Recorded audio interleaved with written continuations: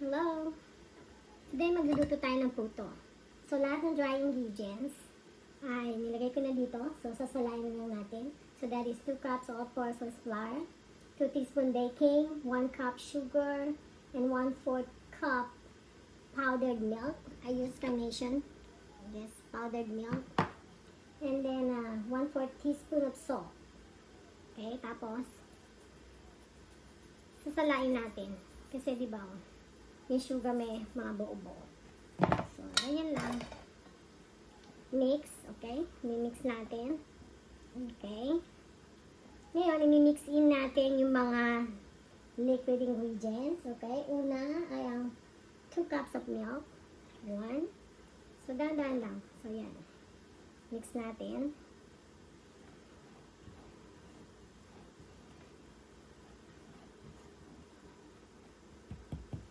Another cup of milk. Pwede yung iba. Gusto nyo na iba. But, fresh milk yan. Fresh milk. Actually, ito ang ginamit ko. Hanang lactose-free milk. Kasi yan yung ginagamit kong milk. Para sa oatmeal or something. Just lactose-free. Pero pwede rin pwede rin ordinary fresh milk. O kaya evaporated milk. So, it's your choice. Kahit ano naman pwede. Pwede dyan. Add in 2 eggs. Ayan. So, 2 eggs. Lagay natin yung 2 eggs. Mix natin ulit. Ayan. Mix natin. Mix lang. Melted butter.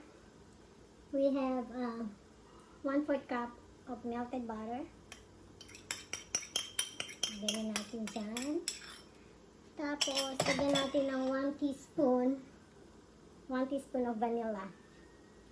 Hanapin ng teaspoon. Nasaan ang teaspoon? Okay.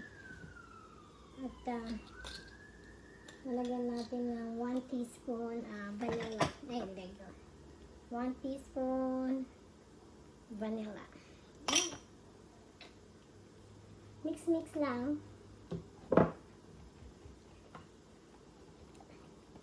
After natin yan i-mix, okay, lalagay natin yan sa molder. Ayan, dito. Lalagay natin sa molder. Inaantay ko na lang kumulo yung water. Ayun yung hot water. So, nagpapakulo na ako. I-steam natin yan siya. And yung takip ng steamer, lalagyan natin ng cloth para i-trap niya yung water moisture ng ating puto. Okay. I'll be right back. Sasalin lang natin to dito. Okay? Sa pagsasalin yan, ilalagay ko lang yan dito. Kasi para mas madali. So, after we all mix it up, like this, okay? So, all mixed up. Make sure that all is all incorporated and mixed. Okay?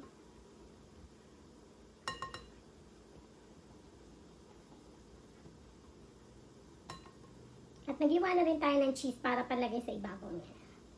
So simple. So simple. Ngayon ay sasalin ko yan dito. Sasalin ko yan dyan. Kasi mas madaling magsalin pagka ganyan. It's easier.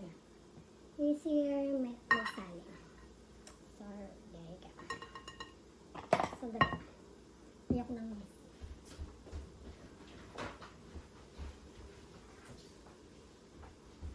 Okay.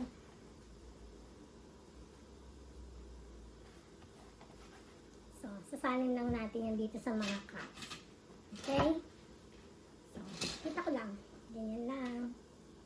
So, lalagyan lang natin siya sa cup.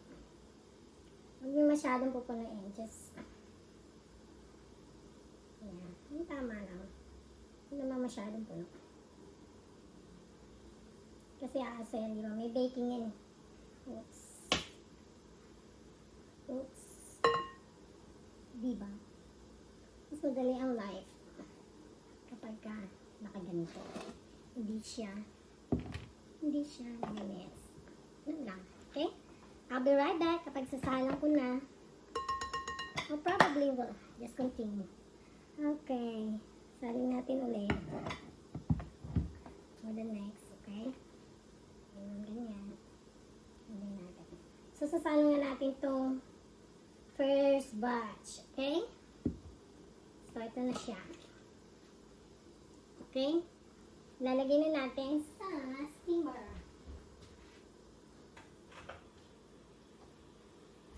Okay. Humble me. Okay, we will steam that. Okay? So, here it is. Okay? We will steam this.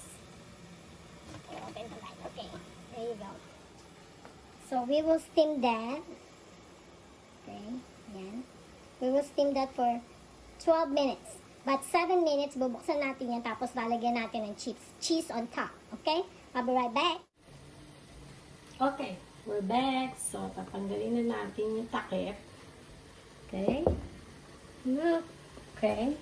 Ngayon, lalagyan natin siya ng cheese sa ibabaw. Put natin yung cheese. Diyan. Tapos, i-cook natin siya for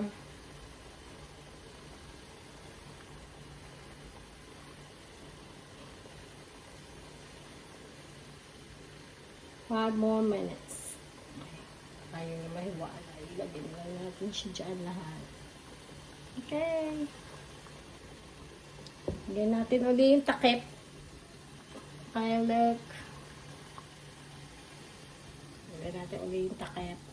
And 5 minutes more. Okay, so we're back. Okay, ayan na yung first batch. Naluto na. So we're on our second batch. So same thing din. Gagawin natin is lalagyan na natin ang takip. Cook for 7 minutes. After 7 minutes, lalagyan natin ng cheese. Okay? We'll be back. So, ito yung first batch. So, that's the first batch of our puto. Okay? Alright. See you later.